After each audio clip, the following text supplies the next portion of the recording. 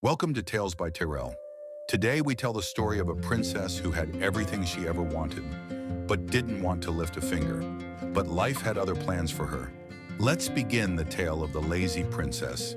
In a kingdom filled with rainbow-colored gardens and singing fountains, lived a princess named Liana. She was known for her beauty, her long golden hair, and her sparkling dresses. But she was also known for something else. She was the laziest person in the entire kingdom. Princess Liana hated doing anything that involved effort. When her breakfast was served, she wouldn't eat unless someone fed her. When her shoes came untied, she would sit there until a servant noticed. And once, she spent an entire day in bed because she didn't want to walk to the balcony for fresh air. Her room was filled with books, musical instruments, and puzzles, gifts from all over the world, but she never touched any of them. "Why learn the piano when someone else can play it for me?" she would say. "Why read a book when I can just ask someone to tell me the story?"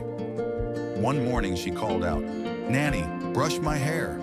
But the nanny was already brushing it. "Oh, then carry me to breakfast," she said, yawning. "But princess, it's just 10 steps down the hall." "Exactly," she smirked. "Too far." The maids giggled behind her back. The tutors gave up on her, and her parents, the king and queen, grew deeply worried. "If she won't learn or do anything on her own," the queen whispered one night, "how will she ever become a queen?" One day a mysterious old woman arrived at the palace. Her hair was silver, her eyes wise, and her smile kind. She bowed to the king and queen and said, "Let me teach your daughter what no one else can." Desperate, the king agreed. That night the old woman visited Liana's room. With a soft chant and a wave of her hand, everything changed. The next morning, Princess Liana opened her eyes and frowned. No maids, no perfumes, no warm breakfast. Just a cold room, a plain dress, and a note that read, "If you want it, earn it." Confused, hungry, and annoyed, she stormed out, only to find the palace nearly empty. The kitchens were quiet, her hair was messy, and her stomach growled. She reluctantly cooked porridge, burned it twice, and ate it anyway. But that was just the beginning. There were no lessons, no games, no entertainment, just shelves of books and scrolls waiting in a dusty library. At first, she ignored them, but as boredom grew louder than hunger, she finally picked one up. It was a story about a queen who saved her people using her wisdom and kindness. Something inside Liana stirred. The next day, she read another, and another. She found books on history, farming, stars, justice, and leadership. The more she read, the more questions she had. She started writing her own thoughts. She practiced solving problems. She even taught herself how to play a simple tune on an old flute. Alongside her learning, she did simple tasks, sweeping, cooking, washing.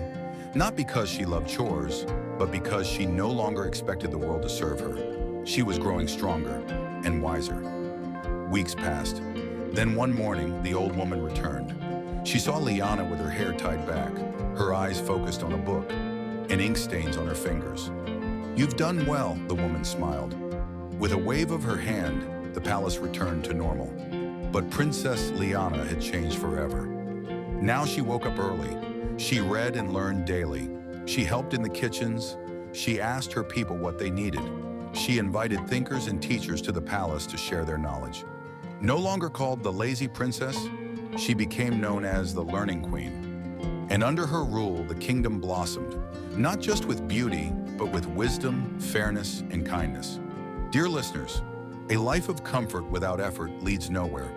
True strength is found in learning, doing, and becoming better each day. Thank you for watching Tales by Tyrell. If you love this story, please like, share, and subscribe. And remember, every day is a chance to become better than yesterday.